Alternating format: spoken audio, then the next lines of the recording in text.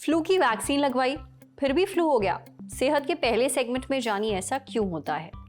Johnson and Johnson के baby powder से cancer हो सकता है, ये जानिए सेहत के दूसरे सेगमेंट में। मौसम बदल रहा है, सर्दी खांसी जुकाम का आतंक लौट आया है। ऐसे में जरूरी है अपनी इम्यूनिटी मजबूत रखना। सेहत के आखिरी सेगमेंट में जानिए क्या खाने पीने से इम्यूनिटी मजबूत होती है।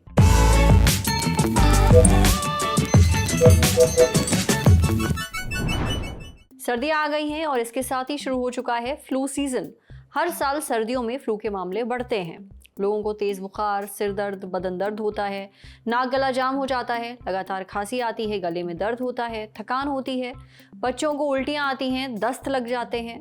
फ्लू अपने साथ ये सारी मुसीबतें लेकर आता है। पिछले कुछ सालों से सर्दियां शुरू होने से पहले ही फ्लू के मामले रफ्तार पकड़ रहे हैं और इस बार तो हालत सच में खराब है। जापान में फ्लू के 6000 से ज्यादा मामले सामने आए हैं। वहां की सरकार ने तो इसे महामारी तक घोषित कर दिया है। यही हाल मलेशिया का भी है। वहां भी करीब 6000 बच्चों को फ्लू हो गया है। अभी सितंबर में दिल्ली एनसीआर में भी H3N2 फ्लू के मामले बहुत तेजी से बढ़े थे। फ्लू से बचने के दो तरीके हैं। पहला, खुद का ख्याल रखना और दूसरा, फ्लू की वैक्सीन लगवाना यानी फ्लू शॉट। आप साल में एक बार फ्लू की वैक्सीन लगवा सकते हैं। वैक्सीन का काम है हमें उस बीमारी या इन्फेक्शन से बचाना, लेकिन हर बार ऐसा नहीं होता। कभी कभी फ्लू की वैक्सीन लगवाने के बाद भी लोगों को फ्लू हो जाता है। इसकी वजह क्या है, ये जानेंगे आज सेहत के इस एपिसोड में। डॉक्टर से समझेंगे कि फ्लू की वैक्सीन काम कैसे करती है, ये वैक्सीन लगवाने के बाद भी फ्लू क्यों हो जाता है, और अगर फ्लू हो जाए तो इसका इलाज क्या है। सुनिए। फ्लू के लिए एक बहुत ही इफ़ेक्टिव और सेफ वैक्सीन उपलब्ध है। फ्लू वायरस भी जैसे कोविड वायरस था जिसके कई प्रकार थे, ऐसे ही फ्लू वायरस के भी कई प्रकार होते हैं। ये कुछ कुछ समय में अपने प्रकार बदलते रहते हैं, जिसको हम म्यूटेशंस कहते हैं। H1N1, H3N2, H5N2 ऐसे करके कई प्रकार के फ्लू वायरसेस होते हैं। WHO और कुछ ऐसी और ऑर्गेनाइजेशंस पूरे साल भर मॉनिटर करती हैं अक्रॉस द ग्लोब, मतलब पूरे विश्व में, कि किस प्रकार का फ्लू वायरस प्रिवेल कर रहा है, और उसके बेसिस पे हर साल में एक नया वैक्सीन बनकर आता है। जैसे अब एक नया वैक्सीन आया है जो पिछले साल के जो वायरसेस होंगे हमारे देश के, उसके बेसिस पे बन के आता है ये वैक्सीन। इसलिए बहुत ही इफ़ेक्टिव और सेफ वैक्सीन है, काफ़ी सालों से आ रहा है और काफ़ी ट्राइड एंड टेस्टेड है।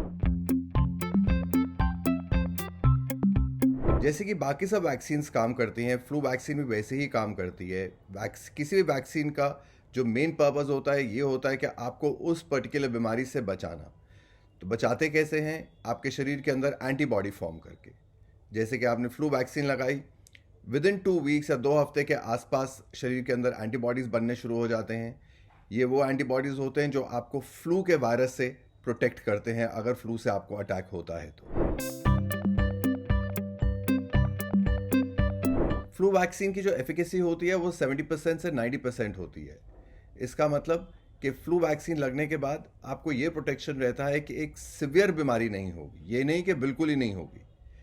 अगर बीमारी होगी, चांसेस बीमारी होने के कम हो जाएंगे, और अगर बीमारी होगी भी तो एक माइल्डर वर्जन होगा, ज़्यादा सीरियस नहीं होगा। किंतु 100% तो कुछ भी नहीं होता है। अपनी तरफ से तो आप प्रोटेक्ट ही कर सकते हैं अपने आप को जितना हो सकता है। जैसे कि जब बारिश होती है, आप चाहे कितना ही बड़ा रेनकोट पहने, कितना ही बड़ा छाता कैरी करें, फिर भी थोड़ा बहुत गीले तो आप होते ही होते हैं। अगर स्पेशली अगर बारिश बहुत तेज़ हो रही है, बिल्कुल ऐसे ही वैक्सीन्स का भी इफ़ेक्ट होता है कि ये नहीं कि 100% है कि नहीं होगा बिल्कुल ही, पर यह है जो हमने देखा है और जो स्टडीज़ ने भी दिखाया है कि अगर होता है तो माइल्डर वर्जन होता है और होने के चांसेस भी कम हो जाते हैं।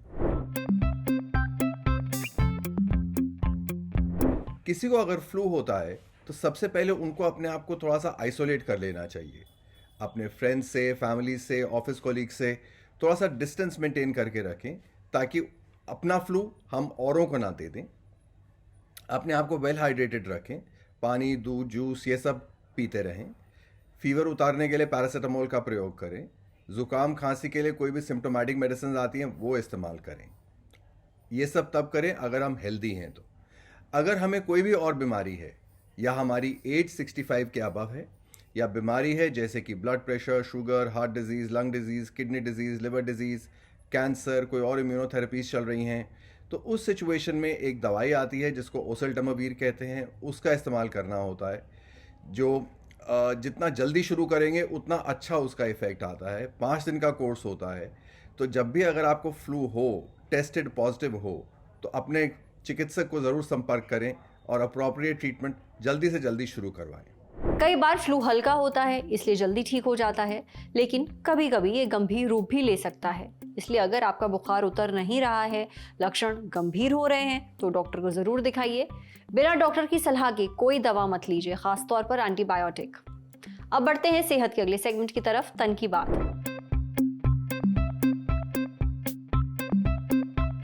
जॉनसन एंड जॉनसन नाम तो सुना ही होगा। अमेरिकन कंपनी है। इसके तेल, पाउडर, क्रीम, साबुन खूब बिकते हैं। खास तौर पर बच्चों के लिए इन्हें खरीदा जाता है, लेकिन कुछ अडल्ट्स भी इसका इस्तेमाल करते हैं। लेकिन अब जॉनसन एंड जॉनसन पर ब्रिटेन में मुकदमा हुआ है, बहुत बड़ा मुकदमा। 3000 से ज्यादा लोगों की तरफ से इसे केपी लॉ फर्म ने किया है। आरोप है कि जॉनसन एंड जॉनसन के टैल्कम पाउडर से कैंसर हो सकता है। कहा जा रहा है कि कंपनी ने जानबूझकर ऐसा बेबी पाउडर बेचा जिसमें एस्बेस्टॉस था। इसे कैंसर पैदा करने वाला माना जाता है। मुकदमा 14 अक्टूबर को इंग्लिश हाई कोर्ट में दायर किया गया। ये जॉनसन एंड जॉनसन और केनव्यू यूके लिमिटेड के खिलाफ है। केनव्यू जॉनसन एंड जॉनसन की पुरानी कंज्यूमर हेल्थ यूनिट थी। इसे 2023 में अलग कर दिया गया था। वकीलों ने कंपनी के ही पुराने डॉक्यूमेंट्स और साइंटिफिक रिपोर्ट्स को सबूत के तौर पर इस्तेमाल किया है। मुकदमे में कहा गया है कि जॉनसन एंड जॉनसन को 60 के दशक से ही पता था कि उसके टैल्कम पाउडर में कुछ ऐसे मिनरल्स मौजूद हैं, जैसे ट्रेमोलाइट और एक्टिव नोलाइट, जो कि अपने रेशेदार रूप में, यानी जब वो धागेनुमा होते हैं तब एस्बेस्टॉस बन सकते हैं, और एस्बेस्टॉस से इंसान को कैंसर हो सकता है। ये पता होने के बावजूद कंपनी ने ना तो कोई चेतावनी दी, ना ही पाउडर को मार्केट से हटाया, बल्कि इसे शुद्ध और सुरक्षित बताकर बेचती रही। ब्रिटेन में जिन लोगों ने कंपनी पर मुकदमा किया, उनका कहना है कि जॉनसन एंड जॉनसन का बेबी पाउडर इस्तेमाल करने की वजह से उन्हें ओवरी का कैंसर, मेसोथेलियोमा नाम का कैंसर और दूसरी बीमारियां हो गईं। हालांकि जॉनसन एंड जॉनसन ने सारे आरोपों को नकार दिया है। कंपनी का कहना है कि उसके प्रोडक्ट हमेशा नियमों के हिसाब से ही बने हैं, सेफ हैं, उनमें कभी एस्बेस्टॉस नहीं था और ना ही वो कैंसर पैदा करते हैं। ब्रिटेन में कंपनी पर जो मुकदमा हुआ उसमें मुआवजे की कीमत करीब 1 बिलियन पाउंड आकी गई है। इसे भारतीय रुपयों में देखें तो 10,000 करोड़ रुपयों से भी ज्यादा। वैसे ब्रिटेन में तो जॉनसन एंड जॉनसन पर इतना बड़ा मुकदमा पहली बार हुआ है, लेकिन अमेरिका में इस कंपनी पर हजारों मुकदमे चल रहे हैं। वहां कई अदालतों ने पीड़ितों के पक्ष में फैसले भी दिए। एक फैसला 6 अक्टूबर 2025 को आया था। इसमें कंपनी को मे मूर नाम की महिला के परिवार को $966 मिलियन का मुआवजा देने का आदेश दिया गया। भारतीय रुपयों में ये रकम 8,000 करोड़ के आसपास बैठती है। इस महिला की मौत मेसोथेलियोमा नाम के कैंसर से हुई थी, जो एस्बेस्टॉस के ज्यादा संपर्क में रहने से होता है। कंपनी ने 2020 में अमेरिका में टैल्क बेस्ड बेबी पाउडर बेचना बंद कर दिया। इसके बजाय उन्होंने कॉर्न स्टार्च वाला पाउडर लॉन्च किया। 2023 में ब्रिटेन में भी उन्होंने बिल्कुल ऐसा ही किया, मगर टैल्कम पाउडर में एस्बेस्टॉस होने के दावों ने कंपनी का पीछा नहीं छोड़ा। एस्बेस्टॉस क्या है? क्या ये वाकई कैंसर की वजह बन सकता है? ये हमने पूछा मैक्स हेल्थ केयर में सर्जिकल ऑन्कोलॉजी के principal director and unit head doctor Anshuman Kumar से। डॉक्टर अंशुमन बताते हैं कि एस्बेस्टॉस एक नेचुरल मिनरल है। इसके रेशे यानी धागे बहुत महीन और हल्के होते हैं। ये धागे गर्मी या आग से जलते नहीं हैं, इसलिए इसका इस्तेमाल पहले इमारतों, पाइपों और फैक्ट्रियों में इंसुलेशन यानी ताप से बचाव के लिए किया जाता था। लेकिन जब पुराना एस्बेस्टॉस टूटता है या घिसता है, तब इसके छोटे छोटे धागे हवा में फैल जाते हैं। अगर ये धागे सांस के जरिए शरीर में चले जाएं तो फेफड़ों में जमा हो सकते हैं और कई सालों तक वहीं बने रहते हैं। इससे फेफड़ों के सेल्स में लगातार सूजन बनी रहती है, वहाँ मौजूद टिश्यूज को नुकसान पहुँच सकता है। इससे फेफड़ों की गंभीर बीमारियाँ हो सकती हैं। बेबी पाउडर की बात करें तो ये मेनली टैल्क से बना होता है। ये भी एक नेचुरल मिनरल है। टैल्क की खदानें अक्सर एस्बेस्टॉस वाली जगहों के पास ही होती हैं, इसलिए टैल्क की माइनिंग में एस्बेस्टॉस मिल जाने का खतरा रहता है। एस्बेस्टॉस की थोड़ी सी मात्रा भी शरीर को नुकसान पहुंचाती है। इसे कैंसर पैदा करने वाला माना जाता है। ये मेसोथेलियोमा नाम का कैंसर कर सकता है। ये एक बहुत ही रेयर लेकिन खतरनाक कैंसर है। यह आमतौर पर पेट की झिल्ली या फेफड़ों की झिल्ली में होता है। मेसोथेलियोमा के ज्यादातर मामलों में वजह एस्बेस्टॉस ही होती है। अगर कोई पहले से सिगरेट पीता है, साथ ही उसके फेफड़ों में एस्बेस्टॉस के धागे हैं, तो उसमें फेफड़ों के कैंसर का रिस्क बढ़ जाता है। गले में होने वाले लैरिंजियल कैंसर और ओवरी के कैंसर को भी एस्बेस्टोस से जोड़कर देखा जाता है। समझे। अब बारी है सेहत के आखिरी सेगमेंट की, खुराक यानी झक्कासी हेल्थ टिप। कंबल वाले दिन आने वाले हैं। रात में सर्दी लगना शुरू हो चुकी है। इस बदलते मौसम में लोगों को सर्दी जुकाम खूब होता है, नाक बहने लगती है, छींकें आती हैं, खास के बुरा हाल हो जाता है, गले में खराश रहती है, गला दर्द करता है।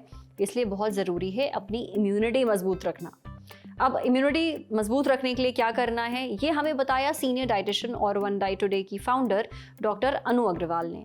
डॉक्टर अनु बताती हैं कि इम्यून सिस्टम को मजबूत बनाने के लिए आपको विटामिन सी से भरपूर चीज़ें खानी चाहिए। विटामिन सी इम्यूनिटी बूस्ट करता है, इससे सर्दी जुकाम जल्दी ठीक होने में मदद मिलती है। आप आंवला, संतरा, मौसमी, चकोतरा, अमरूद, कीवी, पपीता, टमाटर, पालक और शिमला मिर्च खा सकते हैं। डॉक्टर की सलाह पर विटामिन सी के सप्लीमेंट्स भी ले सकते हैं।